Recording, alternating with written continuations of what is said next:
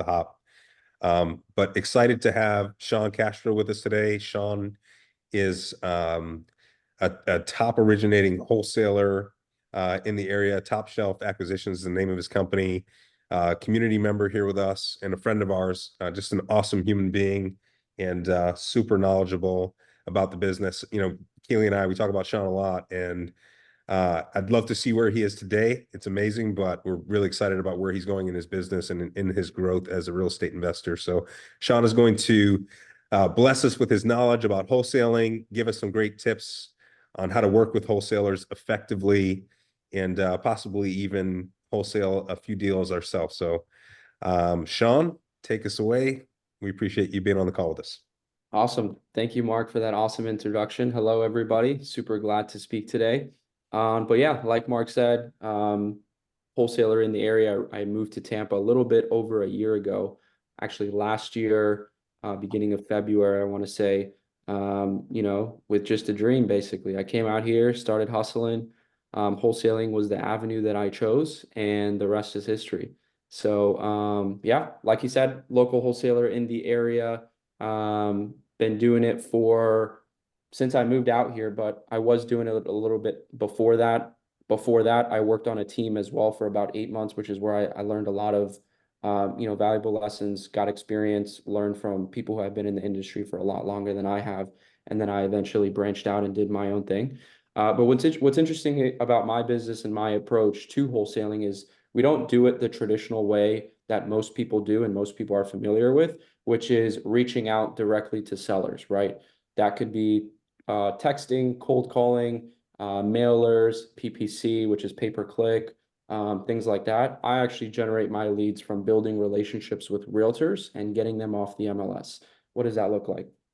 That looks like me, instead of calling the homeowner, I'm calling the person who's already doing a lot of the marketing, who's creating the social media, who's doing the cold calling, the door knocking.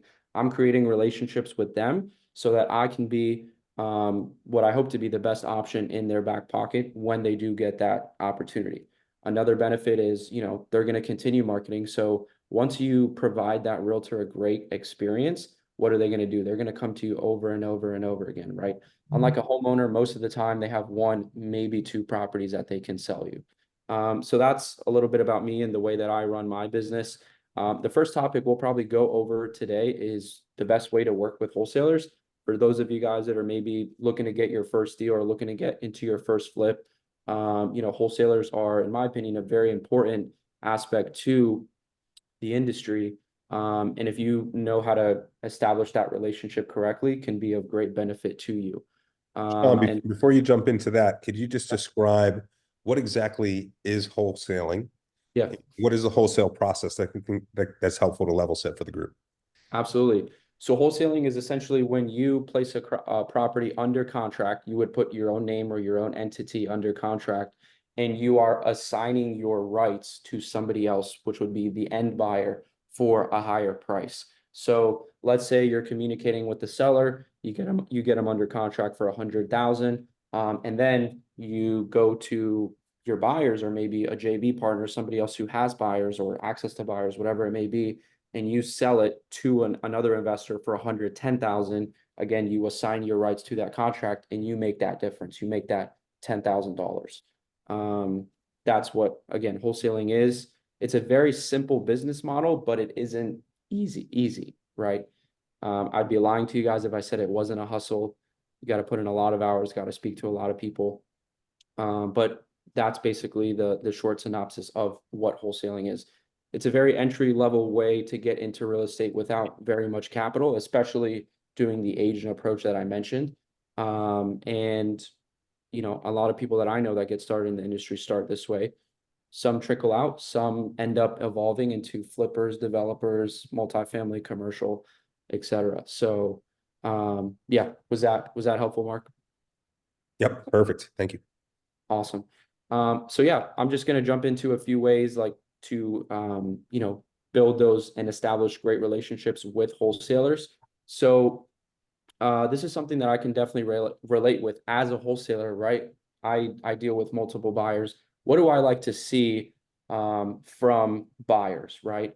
Number one is definitely have an established buy box. What does that mean? Don't just, talk to a wholesaler and say, yeah, send me anything, send me anything. I just want to see, right? Come up with an established buy box. What does that mean? Hey, only send me deals in Hillsborough County and Pinellas County, or maybe only one or the other, right? Only send me block homes. I'm not a fan of wood frame. I'm only looking at maybe 3 bedroom, 2 baths, right? Only looking at 1970s and newer. Not a fan of fire damage, foundational issues, maybe termites, things like that. Let them know what type of rehab you're comfortable with. If you are maybe just getting started, I wouldn't sure if I'd recommend taking on a fire damage that needs like 125,000 in repairs, maybe something that's a little bit more kind of light cosmetic. Let them know how fast you can close. Whether if you're straight cash, you can close as soon as title's clear. Maybe you're working with a hard money lender, you can close in 14, 21 days. To piggyback on that, I would also highly recommend getting set up with a lender, making sure you're ready to roll so that, you don't go under contract with the seller, or I'm sorry, with the wholesaler, and then you don't have your financing in place, and then you are potentially putting your non-refundable deposit at risk, right? Which could be 2,000, 5,000, sometimes even $10,000, right? So definitely lock in with a hard money lender. I know one in here, John Robart, a good friend of mine. You guys can connect with him. So establishing your buy box, getting your funding in place. What I'd also have to add to that is, once you are set up you establish the relationship, you give them your buy box, you got your funding in place. Whenever they start sending you opportunities and sending you deals, even if it's not a good fit for you, give them feedback, right? One thing that I like to see when I send out deals is, not necessarily somebody who I send them a deal, they don't respond to me and I don't hear from them, or even it's like, hey, I'm going to check it out. I don't hear from them again, or they give me vague responses. I'd love to hear your feedback. What do you think on the ARV? What do you think on the rehab, right? Maybe I came up with a $50,000 renovation and you're seeing closer to 75, 80. Maybe I'm seeing a $400,000 ARV. Maybe you're closer to 325, 350, right? Definitely give them feedback and just be responsive as well, right? Again, it's a lot more difficult for me to do my job and even help you if you're not really getting back to me. And I will say, I probably shouldn't say this, but a lot of deals get done when buyers follow up with me, right? I'd be lying if I say I don't send out all of my deals at an aggressive asking price, because then I'm not maximizing my margin, right? But more often than not, again, I probably shouldn't say this, we negotiate down and we get it done with the buyers, right? So don't be super, super intimidated by that first initial asking price. Definitely follow up with them. Give them a number, even if it's a little bit lower, $50,000, sometimes even more than that. Leave it on the table. Say, hey, if you're able to get it down at this number, this is a number that I can commit to. And at least you're giving the wholesaler something to work with, that they could potentially make something happen, right? It doesn't happen every day, but I've been in multiple scenarios where I miss something, fire damage, whatever it may be. I have a buyer that really likes the property, is super interested, but it's like, hey, I'm this price, $50,000 below. I work some magic with the seller and I'm able to make it happen, right? You never know. So, don't be super intimidated or turned off when you get a deal. It's like, it's too high, not even going to respond to him, not even worth my time, right? Take that extra few minutes, give them some feedback, give them an offer that you can commit to. And every time you do that, you're planting the seed, and you're also staying top of mind of that wholesaler, so that once you do get to a certain level, you become a VIP. And now what? They're sending you first dibs on properties, right? Why is that beneficial to you? Because now you don't have to compete against everybody else on my buyers list, right? You don't have to compete with sight unseen offers, people that are sometimes willing to go above asking price. I'm giving you first dibs because of the relationship that we have established, and I know that you can perform, and I'd rather work with you than maybe somebody I haven't worked before that, is maybe a little bit so-so. So I love that, Sean. I think that's great advice, right? To know that wholesalers are a partner, right? So there's some level of negotiability there, right? The asking price is not hard and firm, and it's going to vary, right? It's not always going to be $50,000 of wiggle room. It may be less, but Right. the general idea is, if you do your underwriting and those numbers don't work for you, don't let that kill your deal. Further explore, partner with your wholesaler to see if you can make the numbers work, right? For your underwriting. So you Right. mentioned something I just want to touch on before you continue with your thoughts, but so you mentioned, hey, the ARV, and maybe my ARV is different than yours, and you also just mentioned the buy box in general. So thinking about investors as they're starting off, they're usually thinking about their buy box as what can I afford with my current capital, right? So they know that if they have to use a hard money loan, which most of our newer investors are using, right? Hard money loans. If they have to use a hard money loan, maybe that's 15% loan to cost or 10% loan to cost. So of the purchase price, they're putting down 10%. So if they're buying at 300,000, they're putting down 30 grand, and then they pay other associated costs like closing costs, and they have to have money for carrying costs as well as working capital. But what do you suggest if we're thinking about those price points? Should the investor be thinking about the ARVs that they're aiming for when they develop a buy box with you, or should they be thinking about the acquisition price point? I would definitely say more so the acquisition, because when we filter out our buyers for a deal, we don't necessarily do it by what the ARV is. We're doing it on, hey, who has a budget of $300,000 or less, right? Which is what, let's say we're asking 300, say, hey, show me all the buyers whose price range is 300, right? So I would definitely say more so on the acquisition price for sure. Okay, very good. And should they set that? So thinking about room for negotiability, if 300,000 is their number, should they really set their buy box, maybe a little bit higher, right? Should there be, kind of a band around what their actual acquisition target price point is? I would definitely say so. If your budget is 300,000, I would maybe squeeze 325, 350. Okay. Because again, you could negotiate that asking price down. And then hey, maybe it's a super sweet deal, 10, $15,000 above your 300,000. I'm sure if it's a good enough deal, you'll figure out how to get the money. You could Yep. raise the money, get maybe creative with it, do something to make it work. Awesome. So yeah. Um, I was gonna piggyback off that. I forgot what I was gonna say. But yeah, like I was mentioning, working with wholesalers can be extremely beneficial. What I was gonna say is, I guess this also depends on who you're working with. If maybe you're working with a newer wholesaler or somebody who's been in the game a lot longer, I would also recommend it's happened like not to me, but to my buyers where I send out a deal at a really good asking price and they're trying to get an even sweeter deal. They offer me $15,000 below. Somebody comes in sight unseen, full asking price, and then they come back and say, oh man, we were just about to offer you full price. I'm like, hey, sorry, this guy came in and he really wants it, right? And the story with that one was I had two buyers lined up to walk. First one walked at like 10 a.m. The next guy was lined up at 10:15. Guy calls me at 10:30. Actually, the second guy calls me at 10:30. Hey, I'm here with my partners. What can you do? What can you do? What's the best price? This and that. I was asking 300. They offered me like 285. And I was like, hey, sorry, can't do that. I'm getting really good feedback. I've got a guy that I'm also waiting to hear back from. And they're like, okay, let me talk to my partners and see what I can do. And then the other guy, the guy that walked before, called me a few minutes after. Hey, Sean, I'm ready to roll full price, 300. Let's do it. Right. And so I wrote up the contract, sent it to him. The other guys called me back and they're like, hey, let's do it at 300. I said, hey, sorry, the deal's already sold. And they're like, man, if he backs out, we're interested at full price, let me know. And so what happened? That essentially cost him and his partners the deal because he was trying to, make a little bit more margin, which I don't think there's anything wrong with that. Again, you just kind of have to understand who you're working with and just try to not undercut so much, if that makes sense. Um, what else? What's the next topic on here? Let's see. Finding MLS deals. So like I mentioned before, the MLS is a great way that me and my team, we personally source deals. I know that, Mark and Keeley have spoken about getting deals off the MLS. Another big investor in the area, James Lascara, he also preaches on getting deals on the MLS. There's this false notion that no deals live on the MLS, and I laugh every time because that's totally not true, right? And I see that firsthand.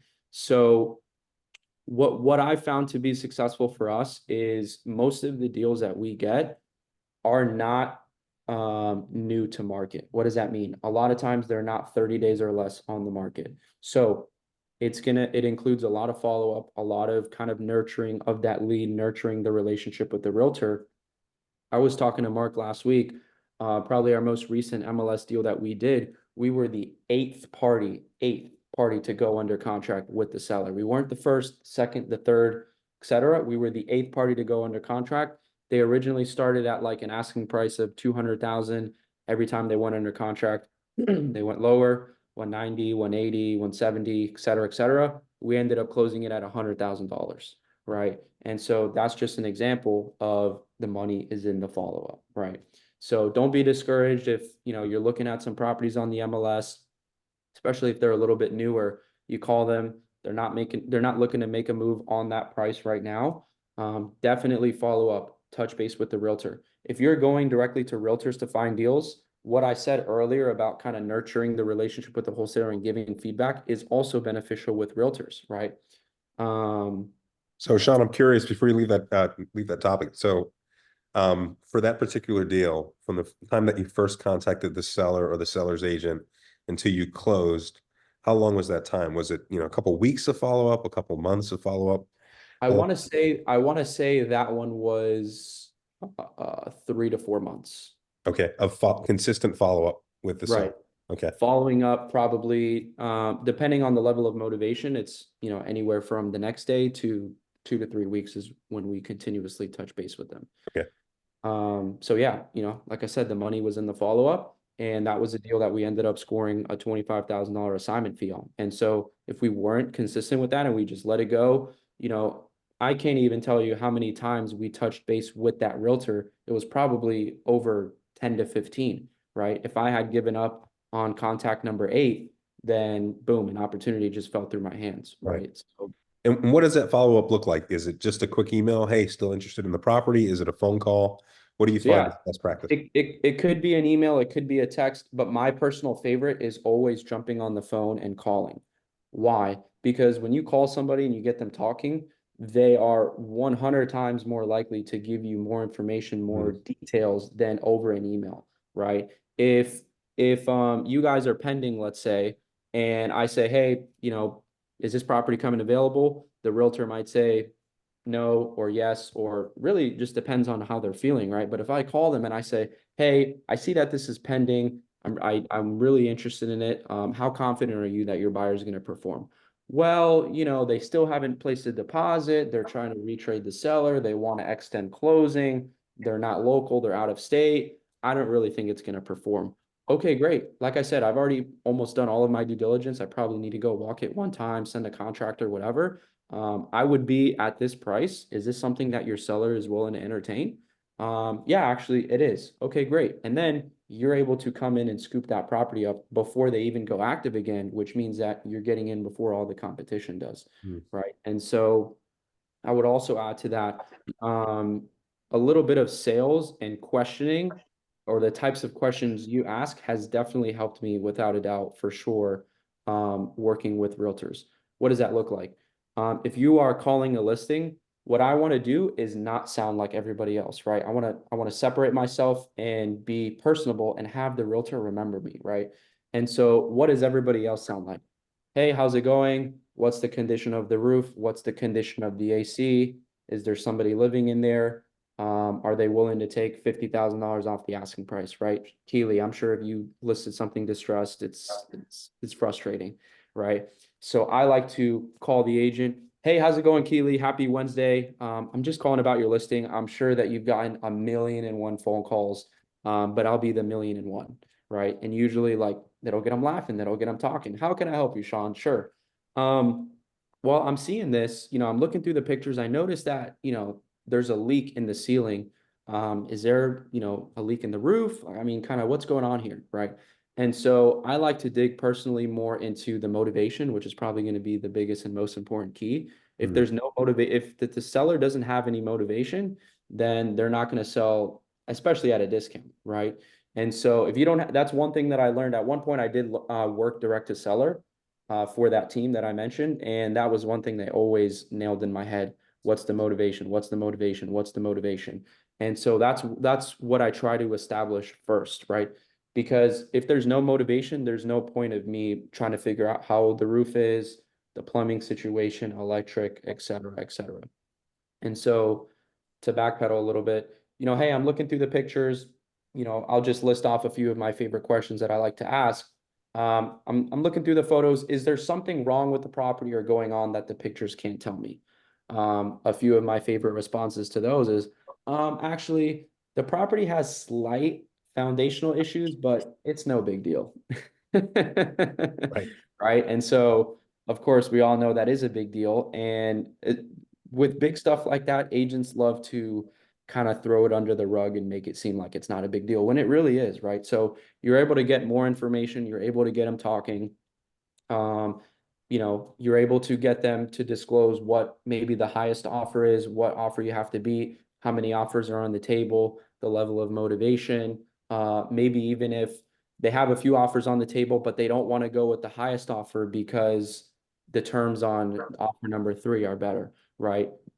Piggybacking on that, kind of skipping forward a little bit, when I get close to making an offer before just kind of giving them my number, excuse me, I always like to ask, hey, Keely, I know price is really important, but other than that, what does your seller value, right? Do they want to see a high escrow deposit? Do they want to see a short inspection period?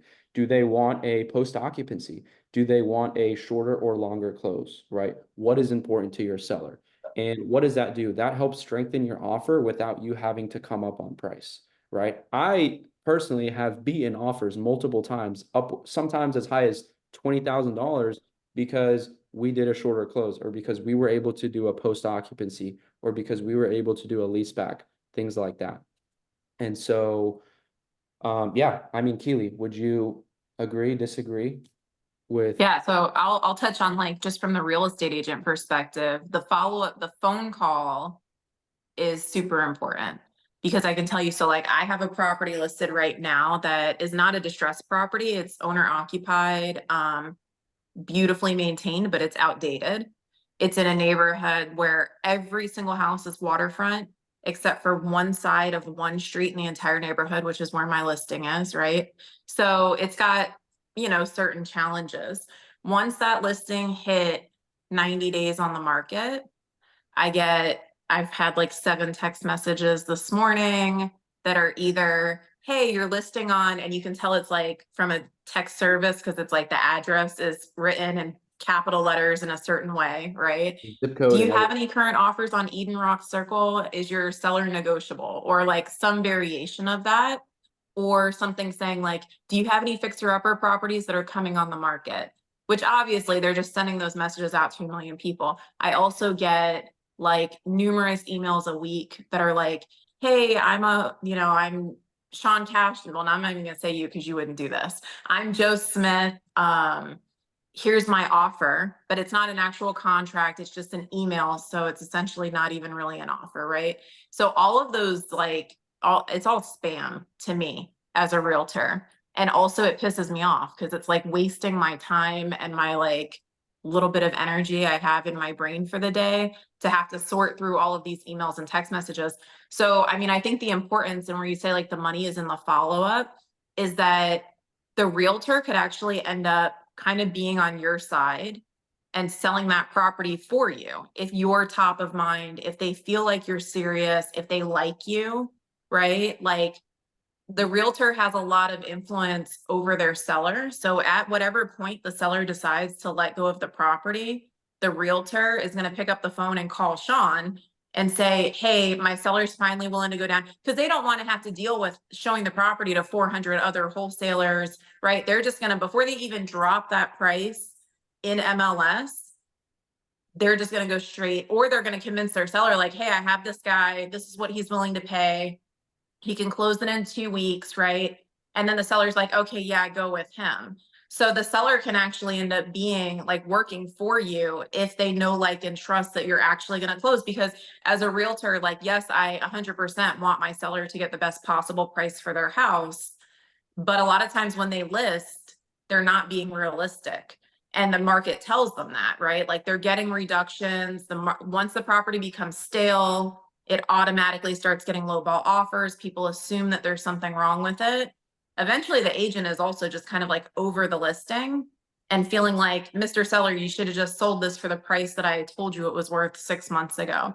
So again, like that agent, if you become like the default person to that agent, it's also like you're alleviating a pain point for the agent, right? Because the agent's like, okay, perfect. My seller's finally willing to reduce.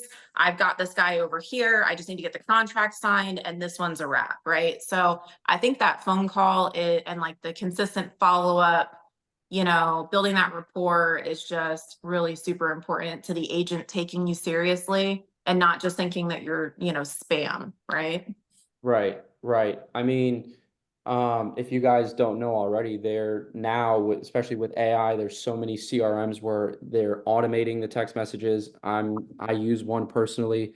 Now I'll also mention that there is a company that's on the come up that is generating not LOIs like maybe what you mentioned, Keely, but Florida State FAR bar contracts, and they're filling out price, signatures, everything. Oh, wow. So now it is a formal offer, right? That's a whole other story. But like I said, I'm a big preacher of getting on the phone. Like Keely mentioned, she's a licensed agent. They get blown up left and right, right?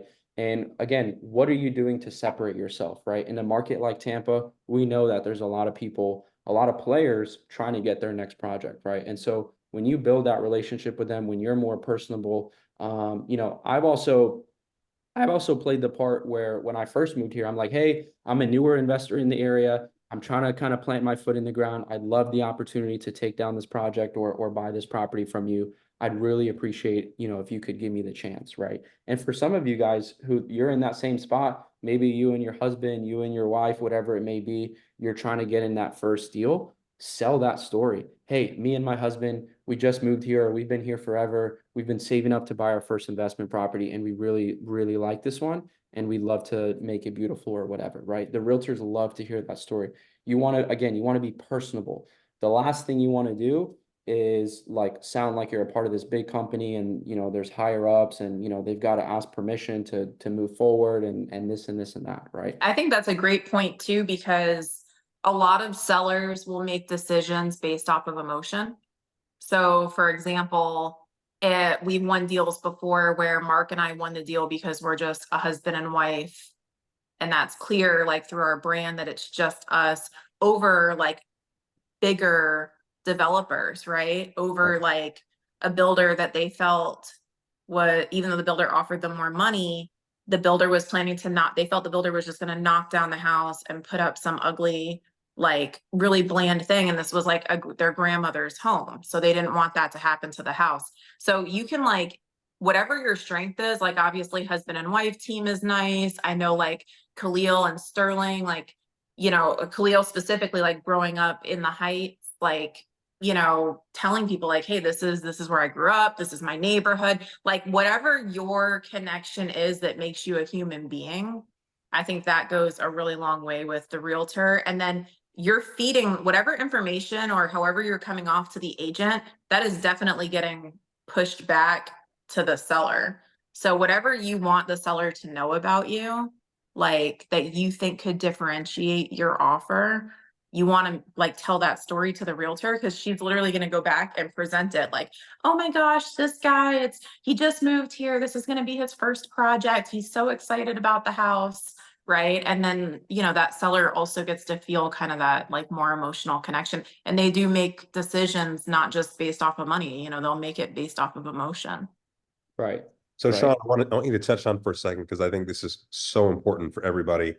So you mentioned, hey, what I'm really looking for is seller motivations, right? And we know that if you really hone in on the motivation, that's also going to guide the kind of offer that you make or how deep you can buy the property. And that's when you win big, is when you really buy deep, right? So Right. if you can just take a second to comb through your thoughts on the various motivations that you're looking for and how certain motivations may guide how you make your offer. Yeah, absolutely.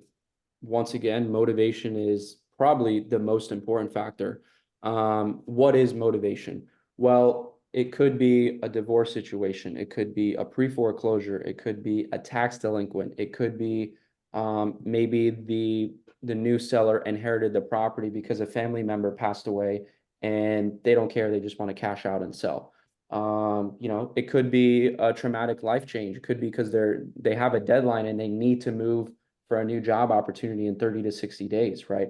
Plus, et cetera. There could be a multitude of different reasons. And honestly, the motivation is what determines my offer and tells me like how persistent and how on top of a lead that I may need to be, right? I've done deals where the property was, I just did a deal last month where the property was in phenomenal condition, not distressed at all, but the seller was extremely motivated to the point where they took $100,000 loss on it because they just wanted to get out of the area. Right. And that was even something that my buyers couldn't even fathom. They're like, they just bought this property 2 years ago and you're trying to sell it 100 grand less. Like, why? You know, and it's like, because they just want to move. And that's what it is. Right. And I've also done deals, you know, probably 5 or 6 months later, where in the beginning, it's the ugliest house on the block, needs everything. And the seller's like, nope, this is my price. Right. And then it just sits and sits and sits. And then that's kind of where the follow-up kicks in. And then eventually they understand what the market is telling them and they start to get negotiable. But the motivation is, again, what is probably the most important and what helps me determine how on top of a lead that I can be, right? If they're super, super motivated, I'm not going to go more than a few days without touching base with that realtor. So, What so are, if you can name maybe one or a few motivations that you feel, when I hear this motivation, I know I'm probably going to pick up a really good deal on this property, or I can make a low ball offer and they might entertain that low ball offer. What are those motivations? I will say probably the biggest one for me is properties that have already gone through probate and they've been inherited, where they didn't buy it, they didn't put any work to it. They just, you know, got the deed for this property and they're like, whatever, you know, I don't really know what it's worth. I just want my check for 100 grand, you know, whatever, right? I would say for me, that's probably it. And then I can also like give a few questions on how you can kind of like uncover the motivation, if you will.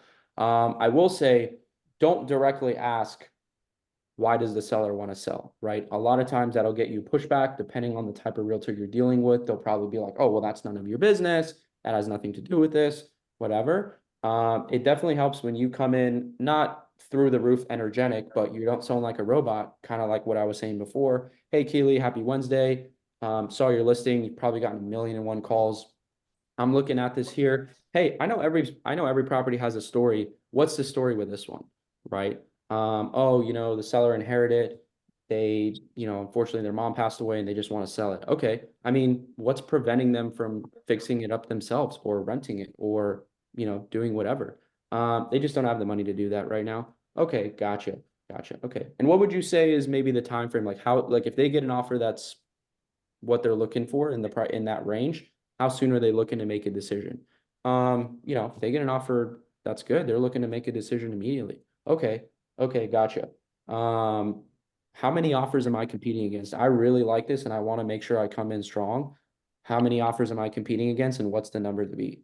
Right. Versus how many offers do you have on the table? What's the highest offer? You guys kind of see the difference. Mhm. That's kind of where the sales comes in. And you got to be smooth with it, right? So, Keely, would you kind of agree on that difference? And I agree with that for sure. I think one of the things I also think that yes, like estates are kind of the most motivated group of people because they don't care. They just want their money. One thing that I have found is sometimes the timeline is super long. Like they might have to still go through probate, right? So that you're going to have to wait 6 months to close on that. That could be one point of being able to kind of come in lower. One area where I found that the estate people tend to be more stuck on their price is if there's numerous heirs. Like if there's only one or two heirs, they'll typically be really negotiable. But if the property's being split between 10 people, you know, they're like, oh, if we get 120 instead of 100, you know, we make X amount of dollars. But, you know, I think everything that you're saying, you know, is spot on, great information, especially when dealing with the agents. Your energy, how you speak to the realtor is going to determine how much information they give you. Like if you come off like just an aggressive waste of my time, then you're not really gonna get much out of me. Like what you're gonna get would be like, yep, it's been on for 90 days. Nope, nothing wrong with it. Feedback's been good. Layout's a little weird. Like just, you know, as we're going back and forth on questions, right? Like, no, I don't think they're gonna go that low. If you want to write something up, I'm happy to present it, but I don't think they're gonna go that low. Versus like how you're framing the questions. Hey, what's the story with this house? You know, I'm curious, like why it looks like, and like being complimentary helps too, right? Because I love my clients. And I think their little house that I sold them a few years ago is super cute. And I feel really bad that the house is sitting. So when somebody comes in and they're like sharky with me, to your point, the realtor also kind of gets offended because like my clients are my clients, right? And I want to like protect them. So that's where you'll get like, hey, it's none of your business what their situation is. It's none of your business why they need to sell. Whereas if I feel like the person is genuinely interested in the property and is serious, I'm going to be a lot more friendly and more open about their story, right? So, you know, just kind of having an energy, I think that doesn't feel like you're full of crap. It feels really authentic and saying like, hey, the house looks really cute. Like I'm just curious, like why it hasn't sold yet. I think another, and for me personally, when somebody does catch me on the phone, I'm a lot more responsive if they're opener. And I do this when I call other agents, is like where you said like, oh, I know you've had a million calls. If the person's like, hey, I know you've had a million calls, I'm going to be super quick. I don't want to waste a lot of your time. I just had a few questions. Because then I know it's not like this like person that's going to try to keep me on the phone for 35 minutes Interrogate you, yeah. and interrogate me. So I feel like I'll be more open and I'll share because it's not going to be like an endless list.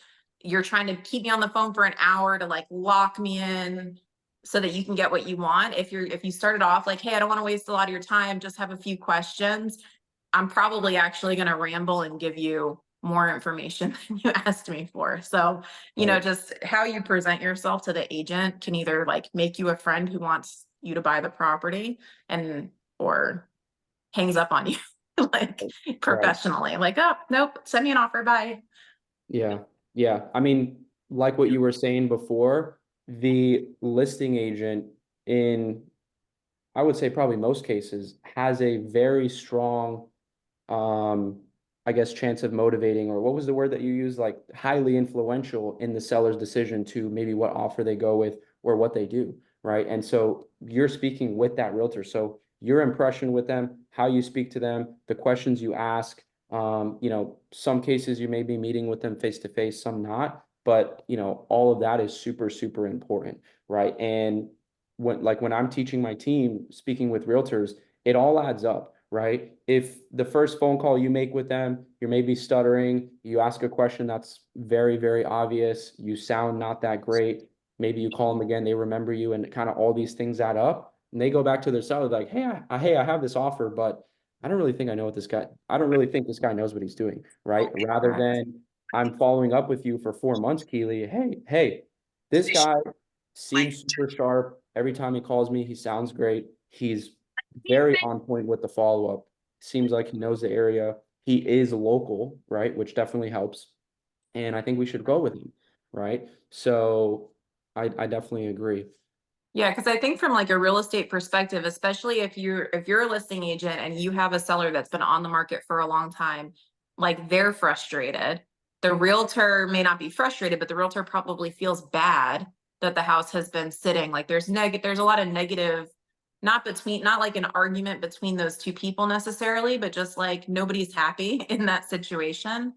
And so like as an agent, I'm absolutely even with a hot property with multiple offers, I'm always going to convey to my seller, like, hey, this is who I think is the most serious. This is who I think is going to close on the property. So like, I mean, even let's just take a house that is beautiful and gets 10 offers, you know, the first day on the market.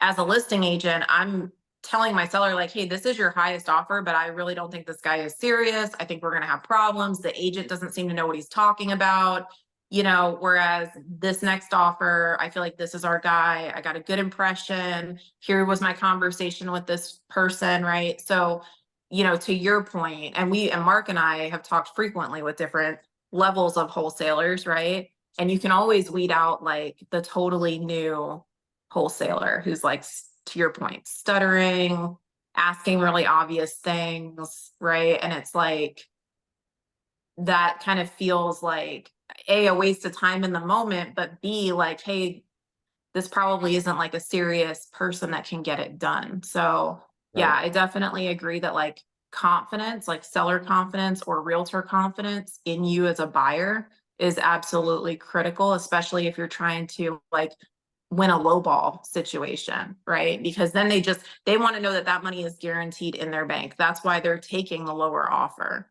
so that they know it's a done deal. Right. Right. So Sean, most of the community here, we're directly investing, right? So we're going to rehab properties, or many of us are already developing, right? But the idea is that we are directly investing, rehabbing properties, creating the value. But in your case, of course you're acquiring the contract to then resell it to another investor. So there has to be, a bit of finesse in the way that you propose that to the seller, and they still have confidence in you as a potential buyer of the property. So can you walk us through some of the language that you use to get the seller comfortable with the fact that you are ultimately selling the contract to another investor? Yeah, absolutely. So this is definitely a gray area in the industry, I would say, but I would like to say that I don't personally like to outright lie. That's just something that just doesn't sit right with me. So what I like to say to the realtor is, hey, I definitely have wholesaled before in the past. I'm looking to take on this opportunity, or I'm looking for a few opportunities to take on, which is true, right? Like we just spoke about a deal last week in Clearwater. However, if this doesn't work for me, let's say I find something within my inspection period, the last thing I want to do is just drop this contract and you have to go back to your seller, and then it just doesn't turn out pretty, right? I want to do everything in my power to perform on this contract to get you paid and your seller happy, right? And if that looks like me bringing in a partner or another buyer to the table, then that's what it's going to be. And if like they give me the assignability, then that's well within my rights. So that's the way I like to word it. Like, hey, I'm even if I am going to assign this and it's my number one priority to perform, right? So I love this for our group too, because as you're first starting off, or maybe you secure your first deal and all your capital is already committed, right? You're going to get through that first project, and that may be a 6-month project, but it's so good just to be in the practice of continually looking for new opportunities, new deals, right? So you can be a bit of both. You could be an investor and then also a deal sourcer, where you find deals where you get them at a discount because you find that motivated seller, estate sale that you just continually followed up on.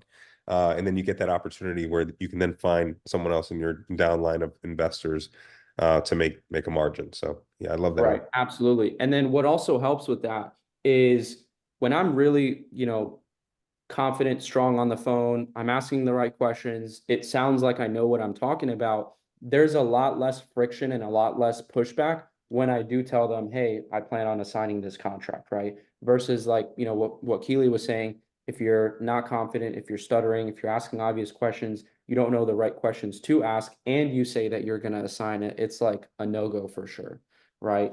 Also having the social media definitely helps. My social media isn't the greatest, but it's something that they can see, right? Social media I is mean, your name is though, your name is definitely like, hey, this guy gets it done. He's the closer. That's right. right. Yeah. So, social media, they say now is like your resume, right? So Absolutely.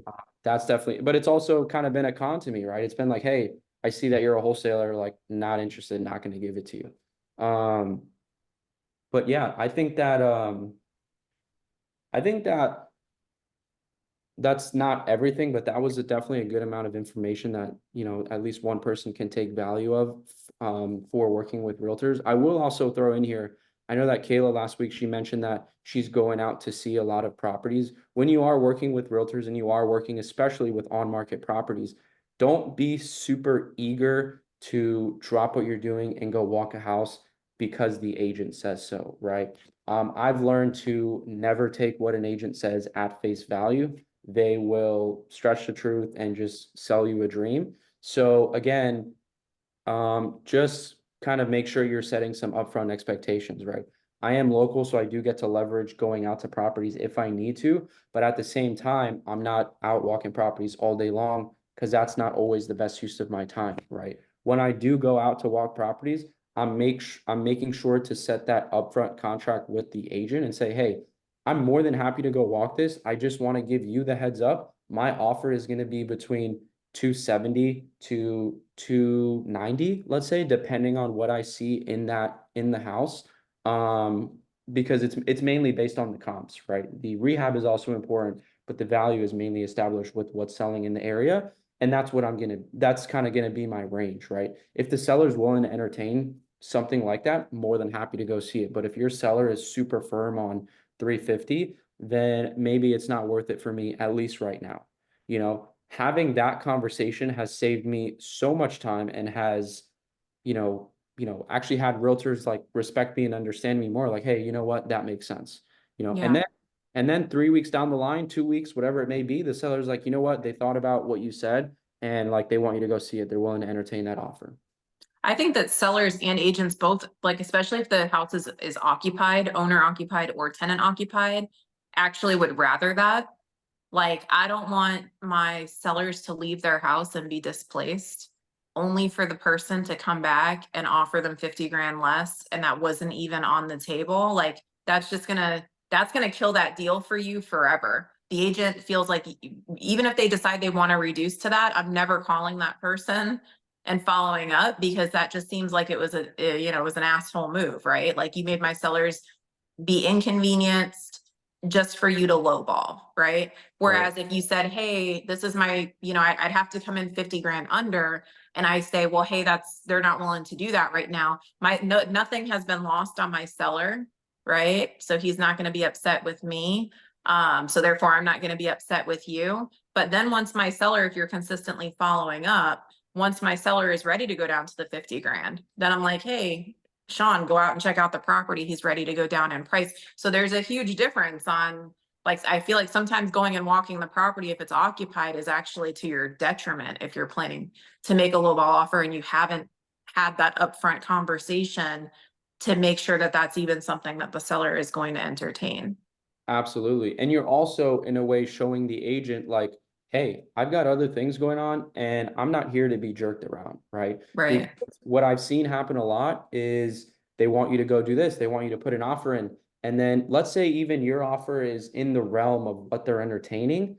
It's happened to people on my team where we put in an offer, they countered, we accepted the counter over email. The realtor ghosted us for 2 days and then said, hey, sorry, we went with somebody else, right? So there's a few things in there. It shows that the realtor can kind of push you in whatever direction they want. And then going back to getting on the phone, right? So if you guys are maybe in a negotiating situation, let's say you're at 200, the seller counters at 205 or 210, and that's something that you're able to do. Don't just say, okay, do it. Let's do it. Like, write it up. I'm ready. Right. Because then if you're too excited, the realtor may go to the other guy who maybe also walked it.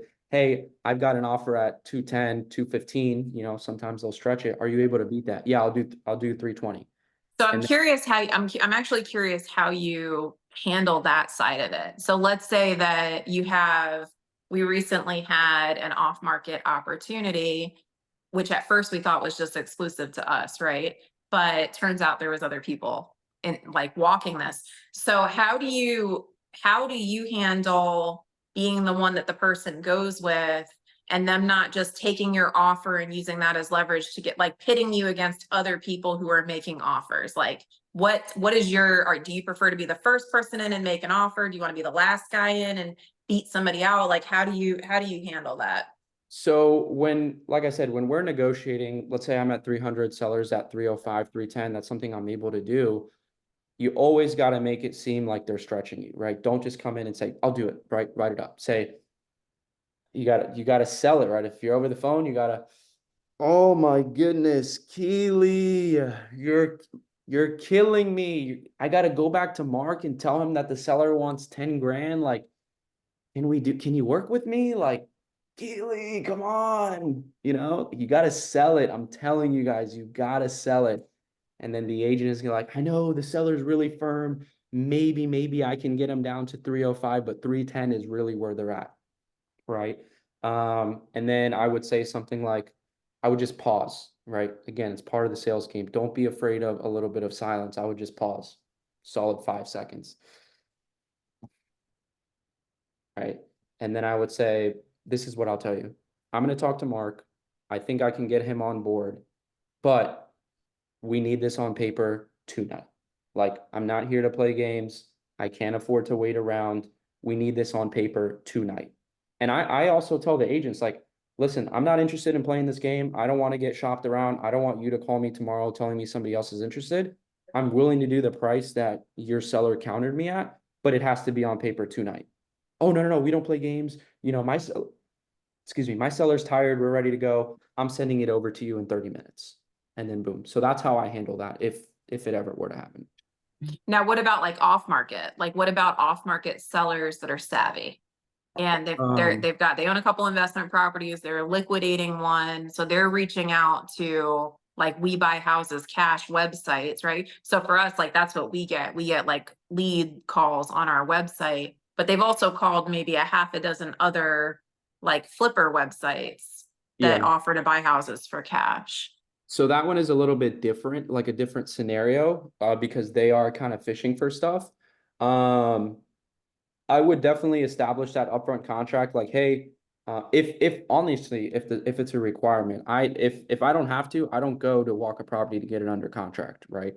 Because if it has not, if it doesn't, if it's not required to get under contract, I won't do it. And then 9 times out of 10, me being there present with my buyer is not going to affect his offer. So again, if I don't have to, I've done multiple deals, a majority of my deals where I never met the realtor, I never met the buyer, I never went to the property, right? But for your seller, if that's a requirement, set that upfront expectation. Hey, just so you know, just so I'm not disappointing you and wasting your time before we go out there, this is the range that we have to be. And then I would tell you, like, you got to learn how to close, especially if you're there. Like, hey, we really like it. From the 300 to 320 range that we're in, that I initially told you, we're at 310, you know, and then it comes down to the questioning and a little bit of the sales. What would prevent us from making this happen today? You know, oh, I got to talk to my wife. Well, then you should have made sure the wife was there. All the decision makers are there at the time, Right. so you can overcome that objection. What would Right. prevent from putting this on paper today? Well, you know, I've got a few other investors that want to check it out. You know, I've got some people lined up for Tuesday, Wednesday, Thursday. Okay. I mean, but you said they haven't came to see it. No, they haven't. Okay. Are they aware of kind of the leak that's going on? Are they aware that, you know, this is going to cost X amount? No, I'm not sure if they are aware. Okay. Okay. Okay. And then do you know like of any track record of their history? Like if they perform, have you done a little bit of due diligence on them? No, I just kind of saw their website. Okay, gotcha. Gotcha. Okay. And then you kind of just let it simmer. You let it simmer, right? And then Right. you want to, I don't want to say that you want to make them feel like dumb or stupid, but you want to make them second guess on the other people that they're placing confidence on, right? Right. And then also, you know, in the direct to seller world, a lot of people do what's called scorching the earth with other wholesalers, which is kind of like in a way what you guys do. Like, hey, a lot of people in this industry are known to offer you a bone up here and then they renegotiate you down here, right? We're giving you our word, our commitment that we're not going to do that, right? Check out our social media. We turn beautiful cottages into something even more beautiful, right? Establish that personal connection. I mean, hey, I don't know about these other guys, or you could say, what I like to say is I compete against these guys all day long for the same properties. I know how they operate, right? And then Yeah. I talk with the realtors after and they tell me how bad of an experience it was working with them, right? And I would just hate for that to happen to you. You know, I know that price is important, but if we could save you a little bit of headache, would it be worth it if we gave you a worthwhile experience? Okay, let's do it. You know, so I like it. Good stuff. Fantastic. um, So I heard a lot of good nuggets there. One, I heard, you know, you're always negotiating. So just before we finish on this last thought, you had talked about, you know, they threw out this figure where you're comfortable, but you can't show that you're so comfortable, right? So you just make sure you're always negotiating until you actually sign the contract, right? Sign on the dotted line, right? And then also, massage the language, scorch the earth. I think that is a nugget right there, right? So, make sure that you kind of disqualify most, if not all, the other players on the field, because most of them actually are not qualified. And at the same time, tactfully put yourself in a power position where, hey, I do business a little bit differently, right? And make sure you flesh that out with the seller. That's awesome. Right. So thinking about, I want to take a few minutes just to talk about best practices to protect yourself as a wholesaler in case the deal does fizzle through. Because, what I see here as a potential for this community is, as we're making offers, maybe we are pursuing projects that we want to take on. But at the same time, maybe we want to also see if we can assign them to make, quick income instead of going through a long project, right? So what are some of the things that you do, whether it's, contractual, addendums or language that you put into your contracts to protect yourself financially as you're going through a transaction? I would definitely say even before you guys get to the contracts, make sure that you're setting that upfront expectation with the agent so she doesn't feel like she's or he or she is like sideswiped, right? Um, After that, getting into the contracts, really all you need, especially if you're dealing with realtors and stuff on the MLS, you're going to be using a Florida as is FAR bar contract. And I don't remember what line it is, but there is a paragraph that's labeled for assignability. There's three options: assignability and waived of liability, which means that you can assign the contract, and if crap were to hit the fan, you have nothing to do with it. Option number two is assignable, but not be waived of liability. So you're able to assign it, but if something were to happen, you are still liable. And then number three is not assignable. All you need is really option two or three. If you really try to push for three, agents are going to give you pushback. So two is really all that I need. And then as far as maybe any capital that you're putting up at risk potentially, there's certain situations where, let's say I have a 6-day inspection period and, in the FAR bar, you have 3 days to submit your deposit, right? So let's say I submit my deposit on day 1, 2, or 3. If I don't have a buyer for that contract, or I'm not going to self-perform on it, or I found out something that kind of messes up the deal, I have to make sure that I'm canceling, and letting the agent know, hey, I'm not going to be able to move forward on this before your inspection periods ends. Because if you do it after, then your escrow deposit goes hard, which means that it's non-refundable, right? So you want to make sure that you clearly communicate with the agent and sign a cancellation before So are your. you attempting to do like a longer inspection period as long, kind of as long as possible, if possible, to be able to have more time to secure a buyer? Or I guess because you have a buyer list, do you feel like if I don't have a buyer within 5 days, I'm probably not going to have one, so it's fine to let it go? Yes and no. We don't really do a lot of, or we don't really offer more than, I would say, 5 days, and that's even if we're lucky.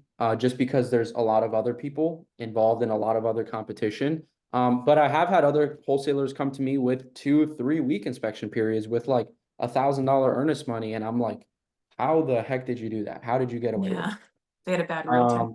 So for me, with the buyers list that I have and some of the great relationships that I have, if I'm not able to sell a deal in 48 hours or at least get an offer or any feedback on it, then for the most part, I know that it's not a deal. So I don't really need that full 5 days unless I have a guy that's kind of dragging his feet, or maybe he's out of town or whatever it may be.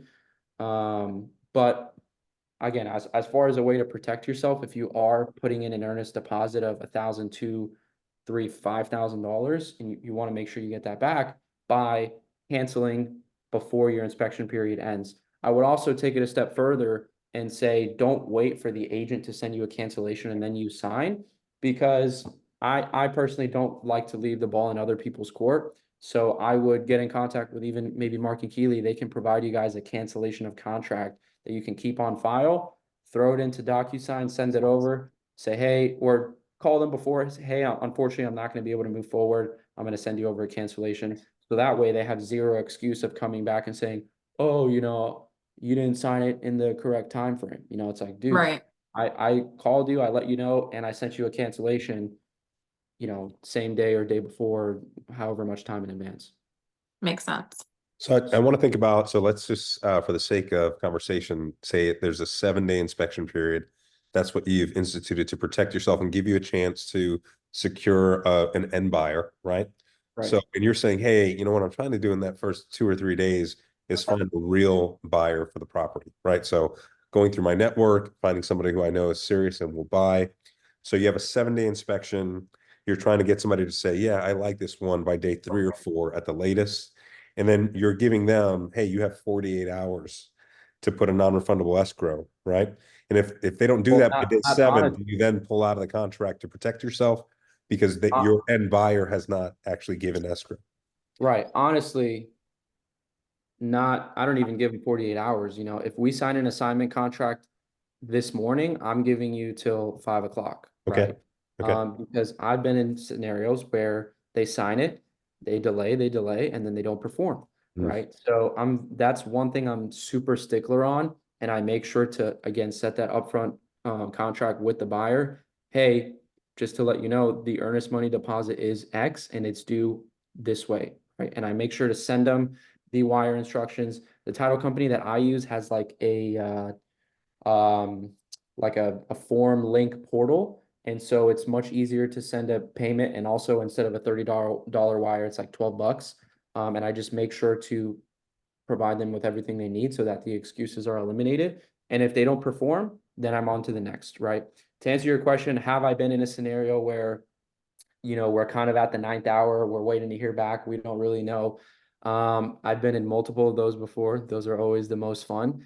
I have been in scenarios where I had to essentially float upwards of $5,000 because, you know, this buyer that I have that I've worked with before, you know, his kids was sick, he was traveling, he said that I really wanted it, he just couldn't get in front of the computer. I was like, all right, dude, like I know you, I'm putting up $5,000 for you, but you better send that wire, you know? So I have been in that scenario, but it depends, right? So if I'm waiting to hear an offer from somebody, then I'm not going to take that shot, right? I'm better off canceling. And then if they do give me an offer, a lot of times if they tell me it's going to be today, it's like 2, 3 days later, and I wouldn't be able to drag it out that much. I'd rather just cancel. They give me an offer. Let's say it's a really solid offer. I can go back to the seller agent and say, hey, I know I just dropped this, but I'm willing to do it. 0-day inspection, non-refundable deposit. Let's roll. Right. Um, and then, yeah, but I've been in scenarios where they sign the assignment contract, they say that they're committed. Maybe towards the end of the day, they stop or start responding a lot less. My inspection period ends that day. It's really case And by. then do they get the boot off your buyers list? Like they're officially on the blacklist Definitely. for life? It depends, you know, it's sometimes it's a love-hate relationship with the buyers because we've been in scenarios where it's a headache and then they perform. And then, you know, we're like, all right, we'll just see what happens. We send out a deal and he's the only interested guy that we have. And it's like Right, we either sell it to him or we cancel. And it's like, right. gosh, Makes you know, sense. yeah. But this is where I think, so you'd seeded this in the beginning of the call, right? It's so important to just be the person that keeps your word on both sides, to be the wholesaler that always keeps your word, and then as a buyer, to be the person that always keeps your word. Because, you know, once you say, yeah, I want this project, you know, I want this property, and you don't put up that escrow, you know, you're immediately not going to get deals, right, from that Right, wholesaler ever again, right? So, you know, this right. is relationship business, and honestly, as we all know, it's really, it's not that big, right? It's a small community of people as in the real estate investment community, real estate community in general, and word gets out fast, you know, who you are and how you operate. 100%, Yep. 100%. What are some other, I know we're coming up on time here, but I mean, I've learned so much already. I could sit here all day with you, Sean. But thinking about the group, other best practices, either working with wholesalers or wholesaling as a practice, you know, things that we should be doing certainly to make sure we're successful. I would definitely say, and I think Mark and Keely can attest to this, what has contributed to a lot of my success and what's seeing kind of the common denominator in successful wholesalers and successful flippers is properly being able to determine value, right? Which is the biggest key in real estate investing in general, right? The biggest issue that a lot of newer wholesalers have that I work with is comping and coming up with an accurate or at least in the ballpark ARV, right? when you are realistic, you stop comping emotionally, and you kind of start using a little bit of deductive reasoning, then that's kind of when it starts to come together. And that's a massive strength that separates you tremendously. And then that helps you properly, correctly price deals for your buyers. And then also, when you're able to determine value, when you're able to know what's a valid comp, what's not a valid comp, you can use that to negotiate with your realtors, right? I can't tell you how many realtors I'm like, hey, I'm curious to see your comps. They send me something that sold 13 months ago that's a mile away with a pool that's 2-story, right? I'm like, what? I mean, it's like, why would I use that when the property next door that doesn't have a pool, model match layout, sold for 150 grand less? Right.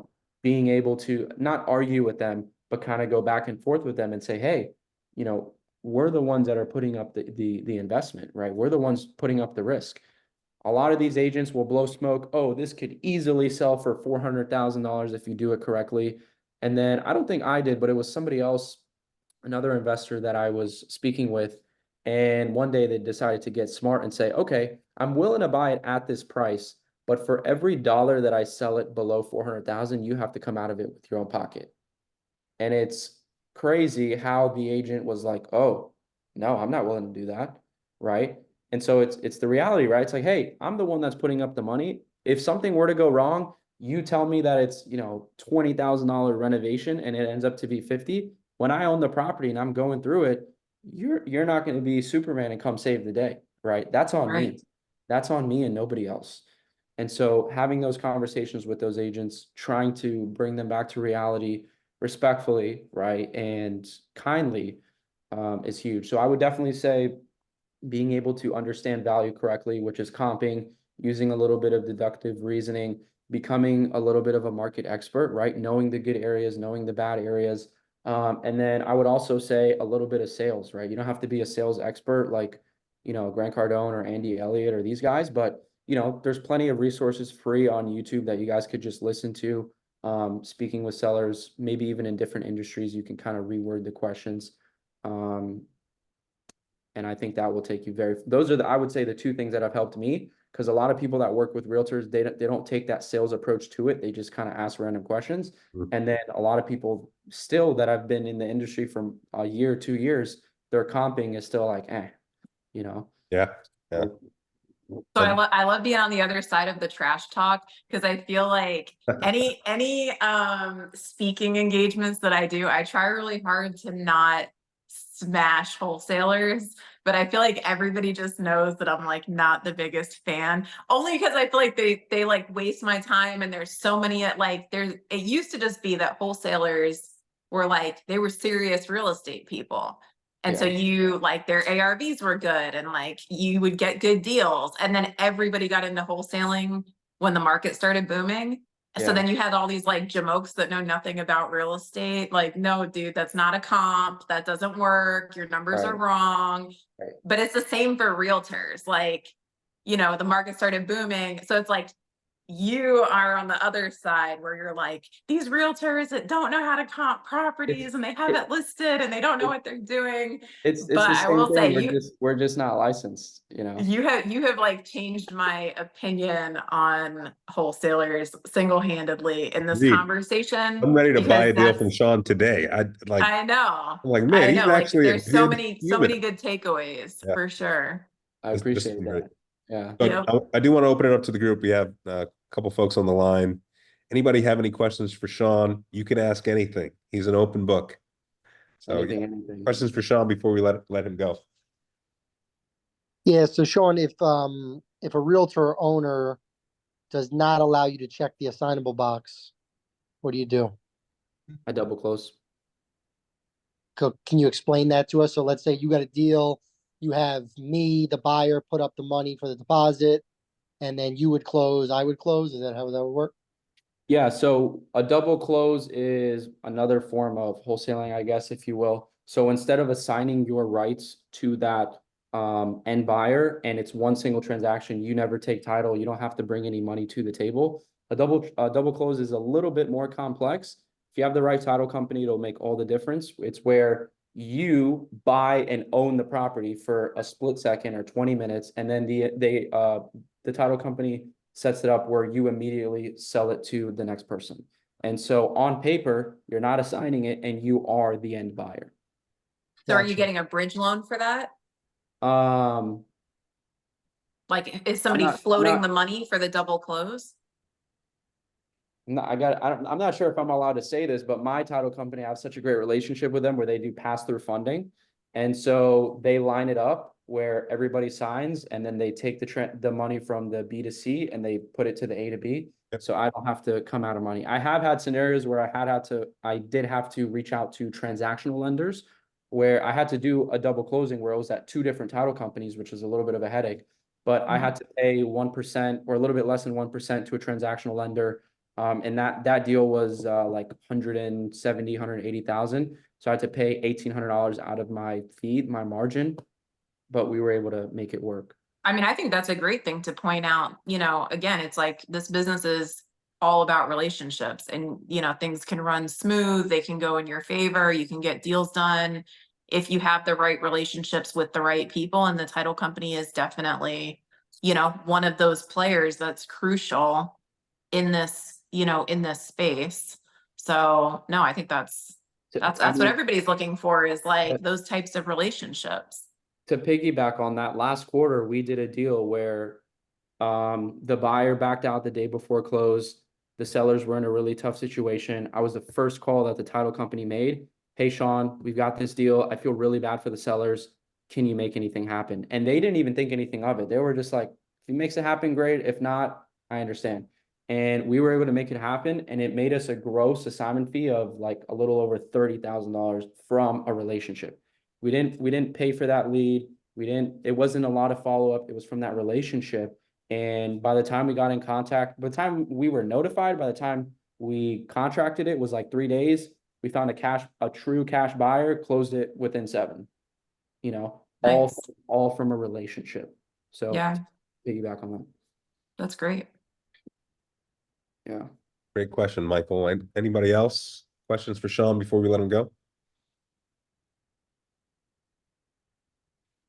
Awesome. Hey, this has been great. I learned a ton. I'm sure the group did.